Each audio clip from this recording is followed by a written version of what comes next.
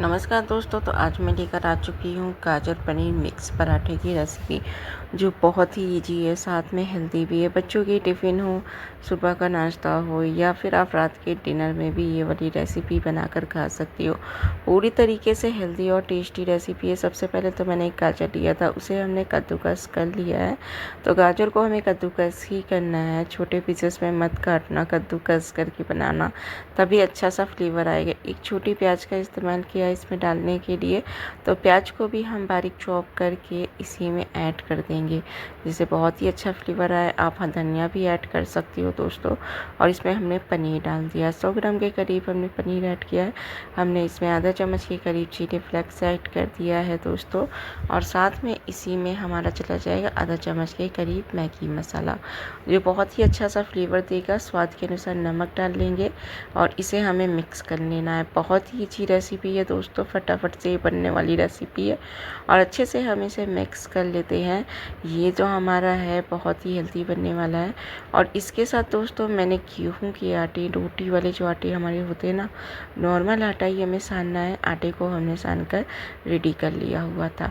तो चलिए इसको बनाते हैं। जब भी आटे को सानना, हल्का सा गीलापन रखना, जैसे कि आटा जो हमारा भरवार वाला पराठे जो होते हैं बिल्कुल भी नहीं फटते हैं, बहुत अच्छे से बेलते हैं। आप चाहे जितना भरो, तो इस तरह से हमें इसमें बीच में जितनी भी हमें भरने हैं स्टफिंग, हमने इसे रख दिया है गाजर पनीर वाली अपने फ्लेवर्स को, और इसे हम बेल लेंगे।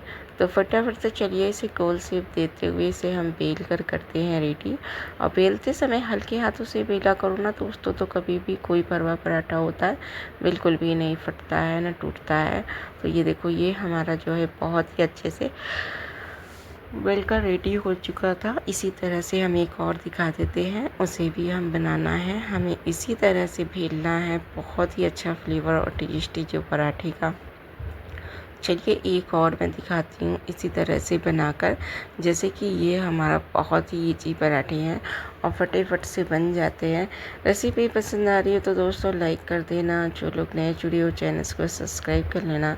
यूट्यूब पे देख रहे हो तो आप मेंबरशिप ज्वाइन कर सकते हो, वहाँ अलग से बेनिफिट आपको मिलने वाला है साथ में। या फिर दोस्तों आप हमारे कोई भी प्रोडक्ट्स लेके हमें सपोर्ट्स कर सकते हो। तो चलिए इसे हम क्या करते हैं दोस्तों, इसके बाद हम फिर से इसे बनाते हैं इसी तरह से।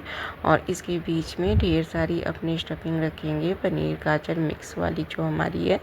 बहुत ही यमी सा जो है, बच्चों को बहुत पसंद आने वाला। बच्चों के टिफ़िन के लिए तो ये बहुत परफेक्ट भी होता है। इसी तरह से हमें इसे भी फिर से फोल्ड्स कर लेना है।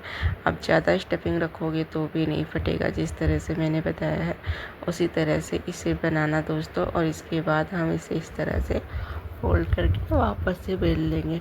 तो चलिए इसे भी बेल कर करते हैं रेडी। और ये भी हमारा बेल चुका है।